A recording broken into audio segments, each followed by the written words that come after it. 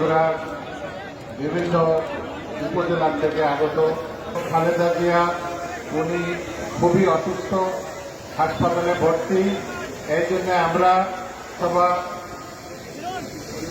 পরিবর্তন করে আমরা একটা দোয়া মাহফিল, দোয়ার অনুষ্ঠান করতেছি। সবাই আমরা আল্লাহর কাছে আমাদের নেত্রীর সুস্থতা, যাতে উনি তাড়াতাড়ি সুস্থ হয়ে উঠতে পারেন, আমাদের মাঝে ফেরত আসতে পারেন, আমাদের দলকে আবার আগের মতন নেতৃত্ব দিতে পারেন।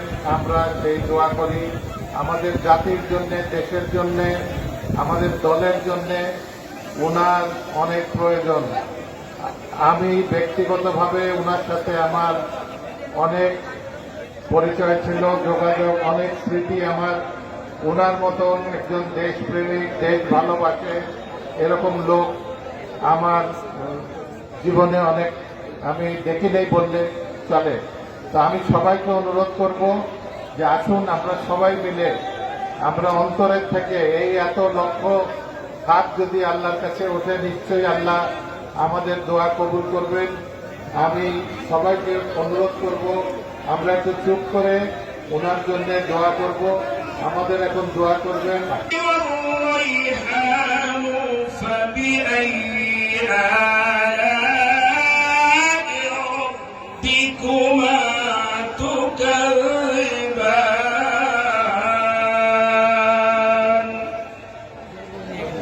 صدق الله العليم.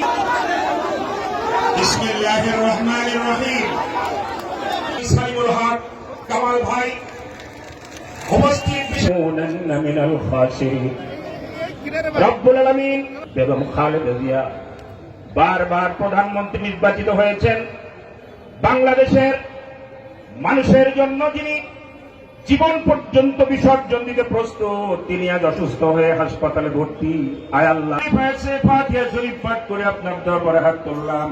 খালেদা জিয়া অসুস্থ হয়ে হাসপাতালে ভর্তি আছেন।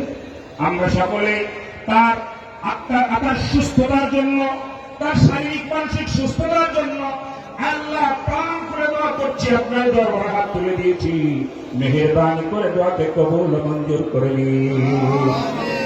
রব্বুল আলামিন বেগম খালেদা জিয়াকে সুস্থ করে বাংলার জমিনে আবার নেতৃত্ব দিয়ে বাংলার জমিনকে আবার মানুষের তৌফিক দান করেন আল্লাহ। সকল নেতৃবৃন্দ কর্তৃক হাত তুলেছি আল্লাহ, মাগুরা 2 আসনের নেতৃত্ব তার হাতে তুলে দিন আল্লাহ। মুহাম্মাদুর রাসূলুল্লাহ।